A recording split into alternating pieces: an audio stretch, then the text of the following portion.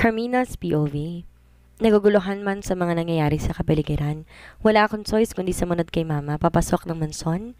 Ilang beses ako nitong binilina na wag sumuway sa kanong sasabihin ni grandpa, para naman daw sa kabutihan ko ang gagawin nila. Ewan ko lang talaga, kinakabahan talaga ako sa mga susunod na mangyayari. Pakiramdam ko may desisyon na mangyayari na labag sa kalooban ko. Pagpasok nga namin sa loob ng living room, kaagad na pa akong tingin ko sa isang lalaki nakaupo sa kabilang bahagi ng sofa. Nagulat pa ako na mapagmasdan na itsura nito dahil may pasa ito sa kaliwang bahagi ng pisngi. Si Peter? Paano nakapasa siya? Ang natatandaan ko wala siyang kapasa-pasa kaninang madaling araw bago ko siya iniwan sa bahay niya. Isa pa anong ginagawa niya dito sa manson?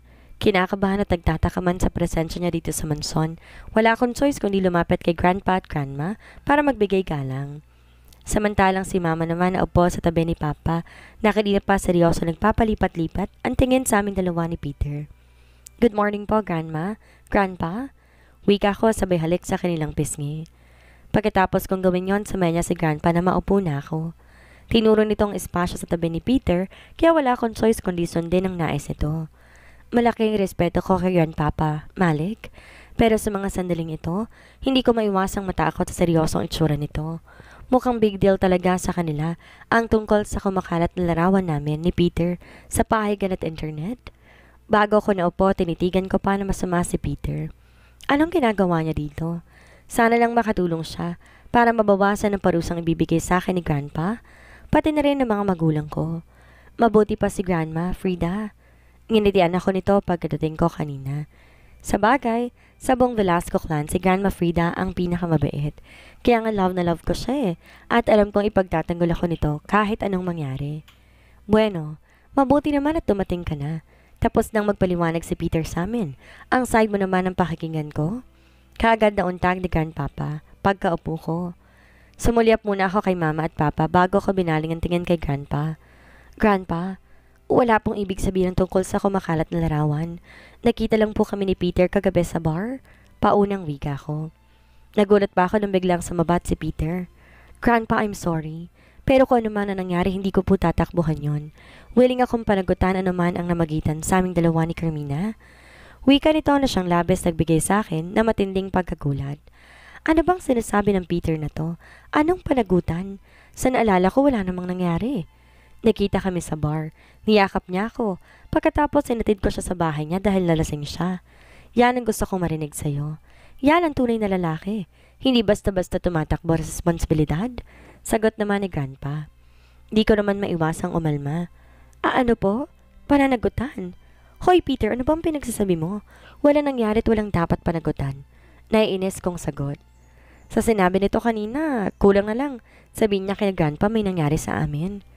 Carmina, sinusubukan namin ayusin ang gulong nangyari, kaya huwag ka nang sumabat.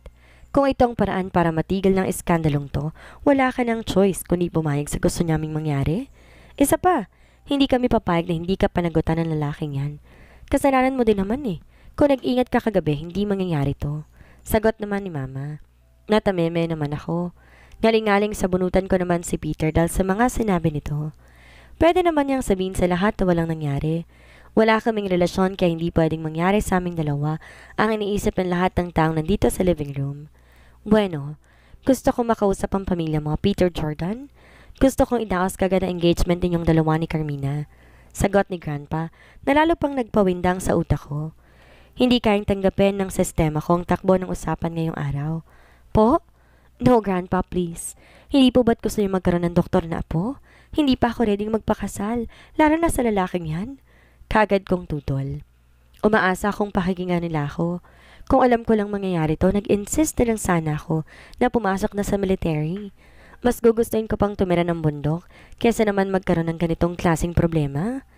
Hindi ba pwedeng ayusin sa ibang paraan ang tungkol sa kumakalat na picture na yon? Engagement ka agad? Wala ba akong right para tumutol? Kinabukasan ko na nakataya dito at kahit may gusto ko sa Peter na to, hindi ako papayag na maging asawa niya. Baka mamaya habang mag-asawa kami kung sino-sinong babaeng kakama nito. Alam ng lahat kung gaano to kababaero. Kung magpalit nga to ng babae para nagpapalit lang ng damit eh. Tapos papayag silang lahat na ipakasal ako sa kanya. Nasaan ang hustisya? I insist. Alam nating dalawa kung ano nangyari sa pagitan natin at tama sila Grandpa. Hindi po pwedeng pabayaan kita. Paano kung magbuo ngayon? Ayokong isilang magiging baby natin na wala ako sa tabi mo, na hindi man lang kita naiharap sa altar. Gusto kong ayusin ang buhay ko kasama ka, kaya please lang wag ka nang tumanggi. Nakangiti pang wika ni Peter. Kaagad ko namang naigayom ang aking kamao. Parang gusto kong dagdagan ang pasa nito sa pisngi para lang tumigil na siya. Sobrang advance niya mag-isip. Wala nangyari at paano ako mabubuntis? Gago ba siya? Naka-drugs ba ang Peter na to? Kainis. Ang sarap suntukin sa nguso para tumigil na. Ano bang pinagsasabi mo? Anong mabubuntis? Nahihibang ka na ba? Baliw ka ba? Galit kong sigaw sa kanya. Sa sobrang inis ko dito, nakalimutan ko. Kaharap pala namin si Grandpa. Sinitsitan lang ako ni Mama, kaya kahit papaano, bumalik na ako sa wisyo. Grandpa, wala pong nangyari. Promise kahit ipa-check up niyo po ako. Hindi po totoong sinasabi ni Peter. Nakikiusap kong wika kay Grandpa. Kagad naman tong umiling. Wala nang dahilan pa para pag-usapan ang tungkol sa bagay na to, since gusto ka namang panagutan ni Peter. Kailangan natin maiset ang engagement ninyo sa lalong madaling panahon. Finale na wika ni Grandpa at kagad nang tumayo. Tumitig pa to kay Grandma para humingi ng tulong, pero tinanguan lang ako nito at tawa kamay na lumabas sila ni Grandpa dito sa living area. Nagpapaawa naman akong tumingin kina Mama at Papa. Mag-usap kayong dalawa. Kung ano man na pag-uusapan ngayon, hindi na magbabago yon. At ikaw lalaki, aasahan namin ako naman ang sinabi mo ngayon lang, hindi na magbabago pa yon. Seryosong wika ni Papa at tumayo na rin. Sabay silang dalawa ni Mama na lumabas ng living room, kaya naman, naiwan kaming dalawa ni Peter dito sa loob. Sa sobrang inis na nararamdaman ko, kagad ko tong hinarap at makalampas na sinampal ang kanyang pisngi. Kanina ko pa to gustong gawin sa kanya at dahil kaming dalawa na lang ang naiwan dito, gagawin ko kung naman naisip kong gawin sa kanya. Ano ba? Talagang gusto mo pang dagdagan ng pasa sa pisngi ko? Ines naman itong wika pagkatapos makabawi sa pagkagulat. Inismiran ko lang to at tumistansya sa kanya. Maganda na maging alerto. Bigla-bigla akong ginagantihan ni. Kulang pa yan sa mga pinagagawa mo. Imbes na tulungan mo akong kumbinsin silang lahat na wala naman talagang nangyari sa atin, ginatungan mo pa talaga. Ano bang gusto mong palabasin? Natatakot ka ba kaya hindi ka makahindi? Galit nitong wika sa kanya. Kagad kong napansin ang pagsalubong ng kilay nito, palatanda ang hindi niya nagustuhan ang sinabi ko ngayon. Hindi mo pa nga ako kilala, Carmina. Ako ang taong walang kinatatakutan at may prinsipyo. Ihanda mong sarili mo dahil wala kang choice kundi magpakasal sa akin. Sagot naman ito, habang baka sa boses itong tinitimping pagkainis sa akin. Bakit? Naubusan ka na ba ng babae? At ako naman ang pinagdidiskitahan mo? Peter, ano ba? Hindi kita type at lalong ayaw kita maging asawa. Galit kong sagot sa kanya. Bahala na pero ilalaban kong karapatan ko. Hindi ako papayag na maitali sa isang playboy na kagaya niya. Ang pagpapakasal kay Peter maging sakit lang ng ulo ko. Kailangan kong makumbinse sila Grandpa na wag ituloy ang kanilang plano. Ako ang magdedesisyon kung magpapakasal ba ako or hindi. Wala kang choice kundi pumayag, Carmina. Matatali ka sa akin at ako ang puputol dyan sa sungay mo. Hindi ka pwedeng umayaw dahil gagawin kong lahat para lang maiset ang kasal natin sa lalong madaling panahon. Naiinis na sagot pa nito. Di naman ako makapaniwala. Talaga bang seryoso siya sa mga sinasabi niya ngayon? Bakit? No. Walang kasalang mangyayari at papatunayan ko kay ni Grandpa na wala naman talagang nangyari sa ating dalawa. Isa pa, hindi ikaw ang lalaking pangarap ko na makasama habang buhay. Galit kong wika sa kanya. Kita kong lungkot na biglang rumihistro sa mata nito, pero di ko na pinansin pa yon. Ang mahalaga sa akin ngayon matakasan ang problemang to. Masyado na akong bata para pumasok sa buhay may asawa. Hindi mo gusto? Pues gagawin kong lahat para magustuhan mo ko. Walang ibang babaeng tumatanggi sa akin, Carmina, at hindi ako papayag na hindi ka magiging akin. Sagot naman ito. Oh really? Well, sorry ka. Dahil hindi ako katulad sa mga babaeng nakilala mo. Hindi kita magugustuhan at ayoko sa'yo. Diretsahan kong wika sa kanya. Lahat gagawin ko mapaniwala lang ito na wala akong nararamdaman sa kanya. Para naman ma-discourage siya sa akin. Maraming babae dyan na pwede yung pagtripan. Hindi ako papayag na maisama niya ako sa listahan niya. Tingnan natin. Magpakasal ka sa akin at tingnan ko kung hanggang saan ang tapang mo. Remember, Nasa likod ko ang pamilya mo. Mukhang boto sila sa akin kaya agad silang pumayag sa suggestion ko kanina. Don't worry. Sisiguraduhin kong hindi mo pagsisisihan ang pagpapakasal sa akin. Nakangisi naman itong wika. Lalo ko namang naikayam ang aking kamao dahil sa matinding pagkainis. Kung pwede lang tirisin sa sarili ko mga palad ang Peter Jordan na to, kanina ko pa sana ginawa. Ano bang gusto niya mangyari? Bakit sa dinami-dami ng babae na po pwede niyang pagdiskitahan? Bakit ako pa talaga? Bahala ka. Pero isa lang nasisiguro ko. Walang kasalang mangyayari dahil ayoko. Galit kong wika takmang tatalikuran to nang bigla niya akong hawakan sa braso. Where are you going? Hindi mo ba narinig ang sinabi ko sa'yo kanina? Nila mama at papa? Mag-uusap daw tayo. Sagot naman ito gamit ang seryosong boses. Galit ko tong tinitigan sa kanyang mga mata sabay piksi. Ano pa bang pag-uusapan natin? Walang patutunguhan lahat at hanggat hindi mo binabawi ang mga kasinungalingang tinanim mo sa utak ng pamilya ko, ayaw kitang makausap. Galit kong sagot sa kanya. Kagad naman tong napangisi. Aakala mo ba ganun lang kadali sa akin lahat para bawiin ang nasabi ko na? May paninindigan ako, Carmina, at lahat ng nasabi ko na hindi na magbabago. Magpapakasal ka sa akin sa lalong madaling panahon at walang dahilan para tumutol ka? Giit nito. In your dreams. Hindi ako ganun kadaling diktahan, Peter. Isa pa bakit ba atat kang magpakasal? Dahil ba nainggit ka sa mga kaibigan mo na may mga asawa na? Ayaw mong mapag-iwanan? Sagot ko sa kanya. Saglit tong natigilan, bago dahan-dahang sumili ang ngiti sa kanyang labi. Isipin mong gusto mong isipin, wala akong pakialam.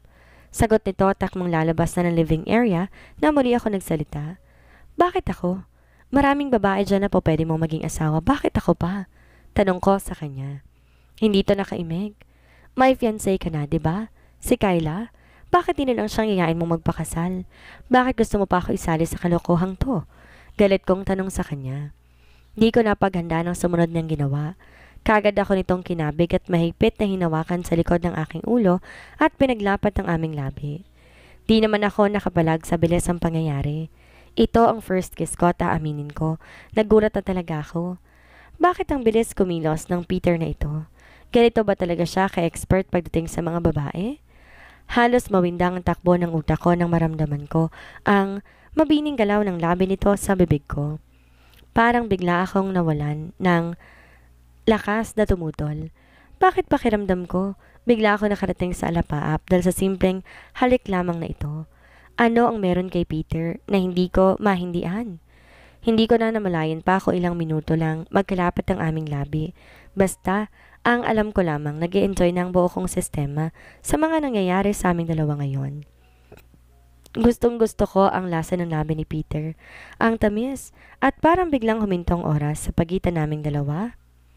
Carmina, kagad akong naitulak ni Peter nang marinig ko ang boses na iyon.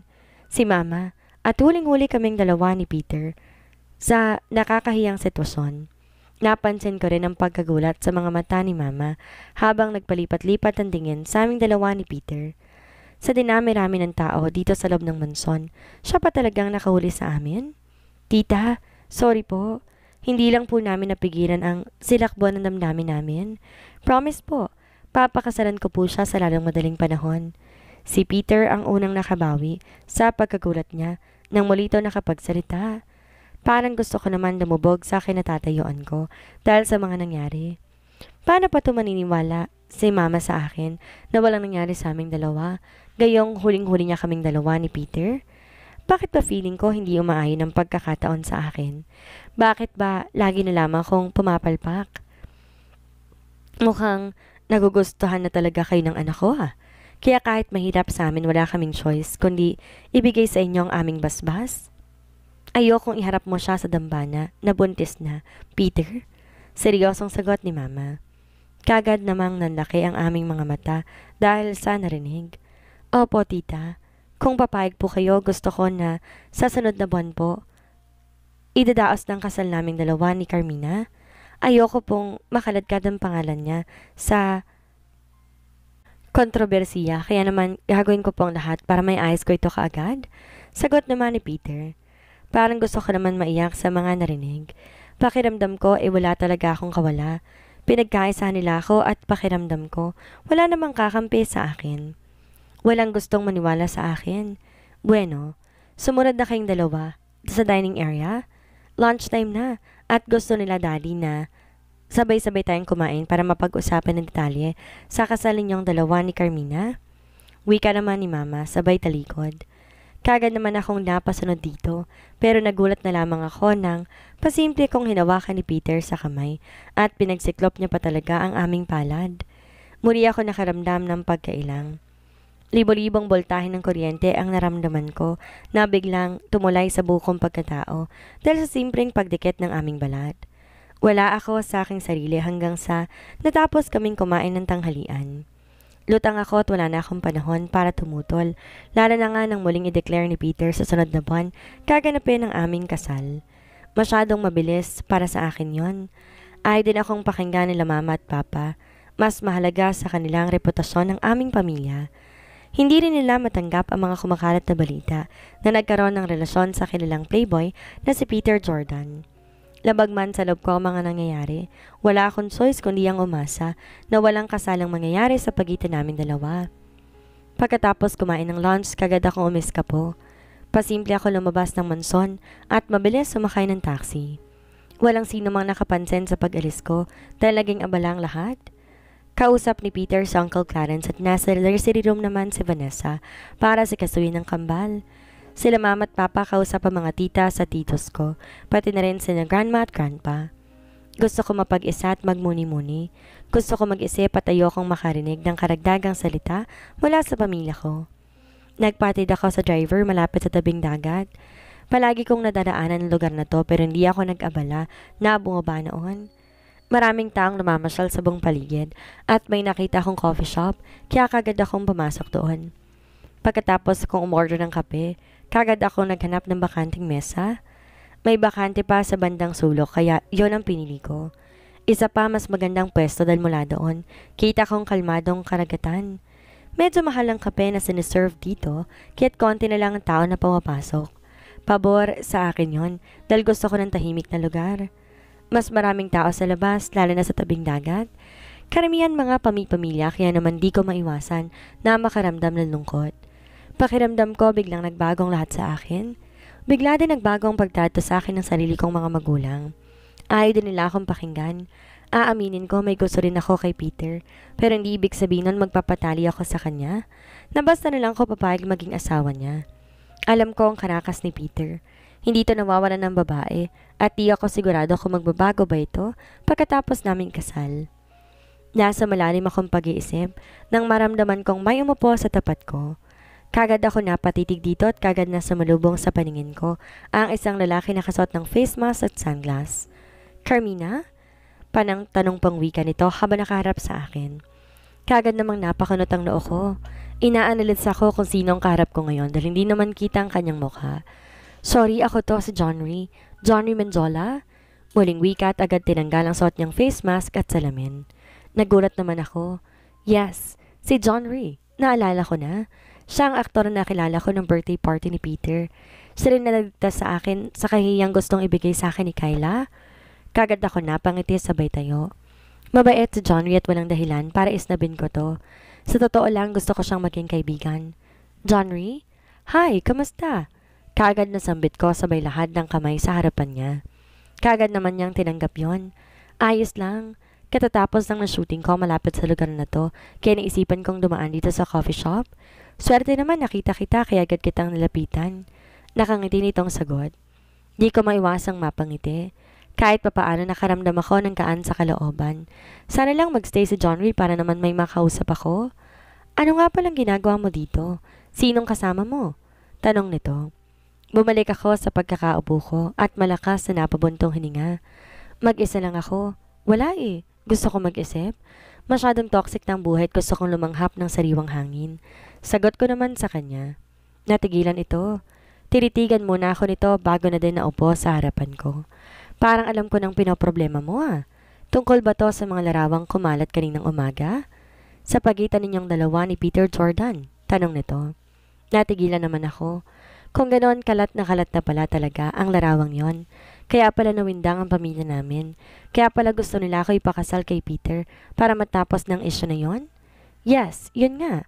As you can see, hindi ako sanay sa mga issue na ganyan. First time din nakaladkad ang pangalan ko sa gantong eskandalo. Sagot ko naman. Naku, maliit na bagay lang naman yun. Wala naman talagang mali siyang larawan na yun eh. Isang click lang ng picture at kayo lang dalawa ni Peter ang nakakaalam kung ano ba talagang istorya sa likod ng larawan na yun. Hayaan mo na lang. Ilang araw lang itatagal ng issue na yun, matatapos din. Sagot naman ito. Showbiz ito at ganun lang kasimple ang pananaw niya.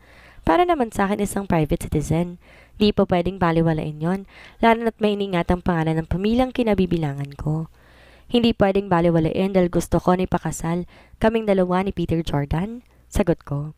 Magaan ang loob ko kay John Ray at pwede ko naman sigurong sabihin sa kanya kung ano man problema ko. Hindi to lalapit sa akin kung ayaw niya ako maging kaibigan. What? Kasal kay Peter Jordan. Gulat namang bulalas ito.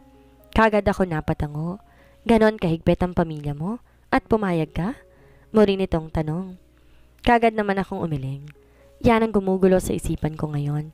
Ayoko nga sanang pumayag. Ang problema nga lang, ayaw din nila akong pakinggan. Sagot ko naman. Blanco ekspresyon sa mukha nito habang nakatitig sa akin. Dahil wala akong mapagsabihin na sama ng loob ko, sinabi ko lahat ng gusto kong sabihin kay John Ray. Pakiramdam ko siya lang karamay ko sa mga sandaling ito. Hindi ko nga namalayan pang paglipas ng oras. I'm sorry kung pati ikaw, napagsabihin ko ng problema ko. Pakiramdam ko kasi down na down ako ngayon. Nahihirapan ako sa sitwasyon ko. Wika ko sa kanya. Kagad naman ako nitong nganitian. Don't worry. Masaya ako dahil sa dinami-rami ng tao sa mundo. Ako pa talagang napili mong bahagyan ng iyong problema. Don't worry, maayos din lahat ng to. Masyadong sariwa pa kasi ang mga nangyari pero pasasaan ba? Pakikinggan ka rin ng pamilya mo. Huwag ka lang panghinaan ng loob. Sagot pa nito sa akin. Pilit naman akong ngumiti. Sinipat ang suot kong relo at agad napatayo, lalo na mapansin kong halos alas 5 na ng hapon. Baka hinahanap na ako sa mansyon. Wala rin akong dalang cellphone na po pwede lang tawagan. Salamat talaga, John Ray. Malaking tulong sa akin na nandyan ka. Salamat kahit na bago magkakilala pa lang tayo, nandyan ka na kagad para damayan ako. Wika ko sa kanya. Tumayo muna to bago sumagot. So, iyahatid na kita sa inyo? Patanong pa nitong wika. Muli kong naalalang wala pala akong dalang sasakyan, kaya daan-daan ako napatango. Hindi ba ako makakaabala sa'yo? Baka mamaya busy ka. Ayos lang ako. Marami din namang taxi sa labas eh. Kaya ko namang umuwi mag-isa. Sagot ko naman. Carmina, please. Magkaibigan tayo, diba? Hayaan mo akong ihatid kita. Mas mahalaga pa sa akin na sandaling to kumpara sa aking trabaho kaya't wag mo sanang isipin na pabigat ka sa akin. Sagot naman ito. Tipid akong tumango at nagpatiuna na naglakad palabas ng coffee shop dahil talaga nag-insisto na yatid ako na wala akong choice kundi pumayag na lamang.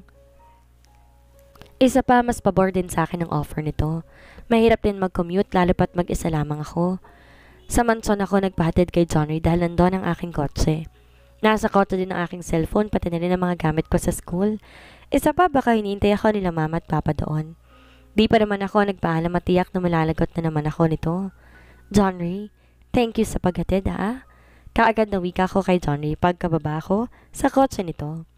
Talagang bumaba pa ito ng kotse para pagbuksan ako ng pintuan. Kahit nasa showbiz siya, napaka-gentleman niya pa rin. Mabait din ang aura ng mukha nito, kaya siguro agad naging palagay ang loob ko sa kanya. No worries. Hope na hindi itong huli nating pagkikita, Carmina. Nakangiti nitong sagot bago muling pumasok sa loob ng kotse. Inintay ko muna makalis ang kotse ni John Ray bago ko nagpa siyang pumasok sa loob ng mansyon. Pagpasok ko ng gate, kagad kong napansin ang sasakyan ng mga magulang ko, kaya baka after dinner pa kami nito uuwi ng bahay. So, lumabas ka? At sino naghatid sa'yo? Si John Ray? Matagal na kayong magkakilala? Nagulat pa ako nang biglang nagsalita sa likuran ko. Paglingon ko, agad tumambad sa mata ko si Peter. Namumula ang mata at mukhang nakainom na naman. Di ko maiwasang mapa-ismid. Hindi pa man kami formal na mag-fiancé pero mukhang gusto na nitong pakilaman ng buhay ko. Eh ano ngayon kung kasama ko si Johnny Menzola? Hindi ko to pinansin na tuloy-tuloy ako naglakad papasok na mansyon. Simula ngayong araw, hindi ko napapansinin ng Peter Jordan na to. Hindi ako papayag na panghimasukan niyang buhay ko. Carmina, kinakausap pa kita. Bakit kasama mong kutong lupa na yon? Saan kayo nagpunta, ha? Hindi ka pwede mag-entertain ng kahit sino. Kung ganito ito kaseryoso. Sa pagkakataong to, ramdam ko na kung gaano to kaseryoso. Galit ko itong hinarap at pinamewangan. Ano bang problema mo? Masyado kang feeling. Sa palagay mo ba papayag ako magpakasal sa'yo? Isa pa, wala kang karapatan para magtanong ng mga ganyang bagay. Hindi kita kapatid, lalong di tayo magkaano-ano. Galit kong wika sa kanya. Lalo pang nagdilim ang aura nito. Kita ko ang tinitimping galit sa mga mata nito habang nakatitig sa akin. Nilapitan ako nito at hinawakan sa magkabilang balikat. Wala akong pakialam kung galing ka man sa isa sa tinitingalang pamilya ng bansa, Carmina. Ngayon na plansa lang tungkol sa pagpapakasal nating dalawa, hindi ako papayag na may iba pang lalaking aali-aligid sa'yo. Tandaan mo, hindi mo pa ako kilala at di mo alam ang pwede kong gawin sa mga taong gusto kong agawin sa akin. Seryoso nitong bigkas habang titig na titig sa mga mata ko. Di ko naman maiwasang makaramdam ng konting takot dahil sa pinapakitang asal nito sa akin. Aminado ko na hindi ko pa nga masyadong kilala si Peter. Ang alam ko lang best friend siya ni Uncle Clarence at maliban doon, wala akong ni kahit anong impormasyon kung anong klaseng pagkatao meron siya. Dapat ba akong kabahan sa kanya? Di na ba ako makakatakas pa sa kasal nito dahil talagang porsigido siyang may kasal namin kaming dalawa? Pero bakit ako pa? Ano ang gagawin ni Carmina ngayong nais siyang ipakasal ng pamilya kay Peter? Magawa kaya nitong tanggihan o mapipilitan siyang magpakasal? Yan ang ating aalamin sa susunod nating kabanata.